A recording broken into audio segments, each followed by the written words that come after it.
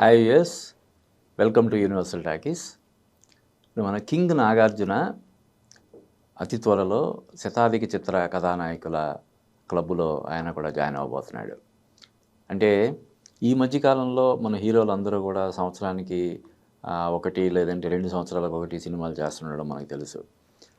కానీ అంతకుముందు హీరోలు ఎన్టీఆర్, ఏఎన్ఆర్, కృష్ణ, శోభన్ బాబు వీళ్ళు సంవత్సరానికి తక్కువలో తక్కువ ఒక 5-6 సినిమాలు, గరిష్టంగా అత్యధికంగా ఒక 15, 16, 17 అలా సినిమాలు కూడా చేసిన సందర్భాల గురించి ఇప్పుడు కూడా మనం వింటుంటాము, చదువుతుంటాం.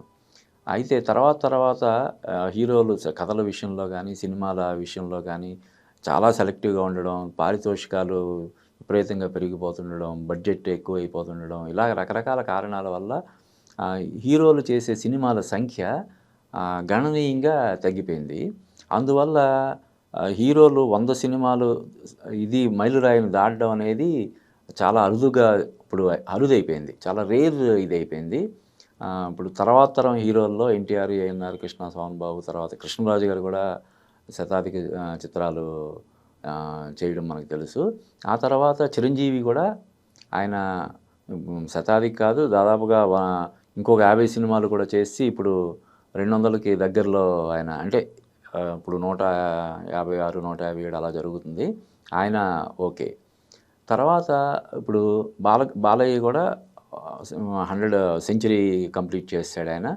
ఇప్పుడు 109, 110 సినిమాలు అలాగా 10వ సినిమా జరుగుతుంది, అయిపోయింది. తర్వాత వచ్చి నాగార్జున కొంచెం లేట్గా ఇప్పుడు ఈ క్లబ్లోకి 100 సినిమాలు చేసిన హీరోల క్లబ్లోకి ఆయన జాయిన్ అవుతున్నాడు.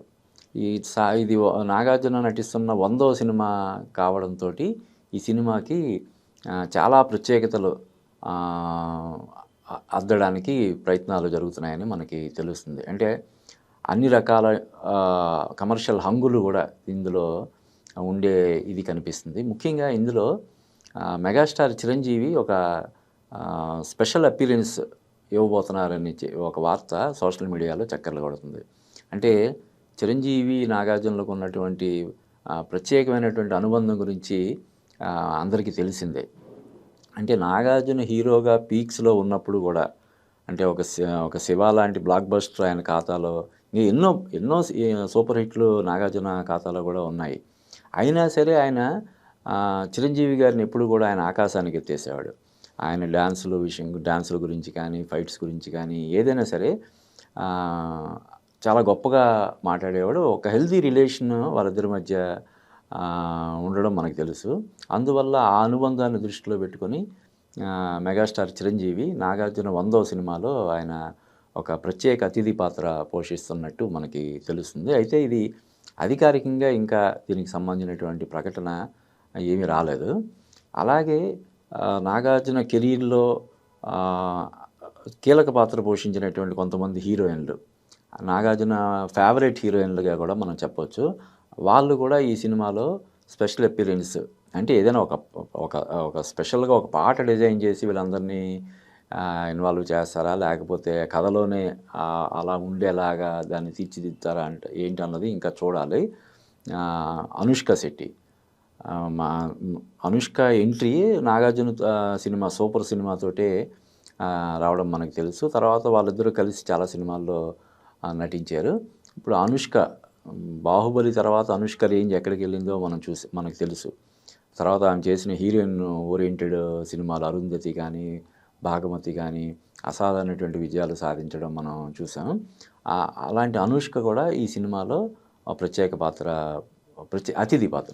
అతిథి పాత్ర పోషిస్తున్నట్టు మనకు తెలుస్తుంది. అలాగే నాగార్జునతో ఎన్నో హిట్లు ఉన్నటువంటి రమ్యకృష్ణ, అలాగే నిన్నే పెళ్ళాడతాలో నాగార్జునతో నటించి నాగార్జున కెరీర్లో ఒక ప్రత్యేకమైనటువంటిదిగా ఉన్నటువంటి టబు, ఆమె బాలీవుడ్లో కూడా ఇప్పటికీ స్టిల్ బిజీ హీరోయిన్గా ఉండడం మనం చూస్తున్నాము. అది కూడా ఆమె చాలా సెలెక్టివ్గా కాన్సెప్ట్ ఓరియంటెడ్ సినిమాలు చేసుకుంటూ ఆమె ముందుకెళ్తుంది. టబు కూడా ఇందులో నాగార్జున 100వ సినిమాలో నటిస్తున్నట్టు మనకి తెలుస్తుంది. ఇంకా చాలా ప్రత్యేకతలు ఉండే అవకాశం ఉందని కూడా తెలుస్తుంది. ఎందుకంటే ఇప్పుడంతా వాళ్ళ వాళ్ళ పెద్ద హీరోల సినిమాల్లో, సీనియర్ హీరోల సినిమాల్లో వేరే సీనియర్ హీరోలు కూడా నటించి ఆ సినిమాకి బలం చేకూర్చే ప్రయత్నం చేస్తుండడం మనం అందరం చూస్తున్నాం. ఇప్పుడు రజనీకాంత్ గత కొన్ని సినిమాలుగా ఆ పని చేస్తున్నాడు. 'జైలర్‌లో' కానీ, 'కూలీలో' కానీ అదే పని చేశాడు. ఇప్పుడు 'కూలీలో' ఉదాహరణకి రజనీకాంత్ సినిమాలో నెగెటివ్ పాత్ర అయినా కూడా నాగార్జున చేయడం మనం చూసాం. అదే నాగార్జున రజనీకాంత్‌ని అడిగితే చేయకుండా ఉండడు కదా! ఇలాగ నా 100వ సినిమా మీరు ఒక చిన్న ఇది చేయాలి, అపియరెన్స్ ఇవ్వాలి అని చెప్పంటే డెఫినెట్‌గా చేస్తాడు. అంటే నాగార్జున అడిగితే ఎవరైనా చేస్తారు. ఇప్పుడు అలాగని అమితాబ్ బచ్చన్‌తో కూడా ఆయనకి ప్రత్యేకమైనటువంటి అనుబంధం ఉంది. ఈవెన్ అక్కినేని నాగేశ్వరరావు గారి లైఫ్ టైమ్ అవార్డు లాంటి ప్రతిష్టాత్మకమైనటువంటి పురస్కారాన్ని అమితాబ్ బచ్చన్ గారు తీసుకోవడం జరిగింది.